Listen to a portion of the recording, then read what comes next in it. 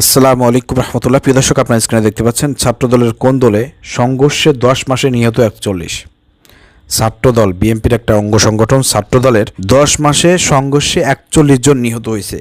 এই যদি হয় বাংলাদেশের একটি ছাত্র সংগঠনের অবস্থা, যে ক্ষমতায় নাই, ক্ষমতায় যার আগেই 10 মাসের মধ্যে তাদের যদি এই পরিণতি হয়, নিজেরা যদি 41 জন মানুষকে হত্যা করতে পারে, তাহলে আগামীতে এই দল ক্ষমতা আসলে পারে, এই সংগঠনের দল ক্ষমতা আসলে পারে, তারা বাংলাদেশের পরিণতি কী করতে পারে এবং ছাত্র সংগঠনের জন্য তারা কতটা ভয়ানক, কতটা অনিরাপদ আপনারা বুঝতেই পারতেছেন। সেই জায়গা থেকে দেশের জনগণকে, ছাত্র সমাজকে বলবো, আগামী দিনে যদি স্কুল, কলেজ, ইউনিভার্সিটির ক্যাম্পাসে যদি আপনারা সুষ্ঠু ধারায় রাজনীতি দেখতে চান এবং সন্ত্রাসমুক্ত ক্যাম্পাস দেখতে চান, তাহলে ইসলামী ছাত্র সংগঠন যেগুলো আছে তাদের দিকে ঝুঁকুন, তাদের দল করুন এবং তাদেরকে ক্ষমতা আনার জন্য প্রচেষ্টা করুন।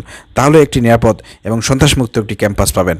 না হলে ওই গত 17 বছর ধরে যে ফ্যাসিবাদ আপনারা দেখেছেন, ছাত্রলীগের মতন যে সন্ত্রাসী সংগঠন আপনারা ক্যাম্পাসে দেখেছেন, সেটা কি আপনারা দেখতে চান? যদি দেখতে না চান, তাহলে ইসলামী সংগঠন করুন, ইসলামী সংগঠনের সাথে থেকে ইসলামী দলকে ক্ষমতায় আনুন। তাহলেই একটি সন্ত্রাসমুক্ত ক্যাম্পাস আপনারা পাবেন। না হলে এর বিপরীত ঘটবে। প্রিয় দর্শক, ভিডিও শেয়ার করে দিন।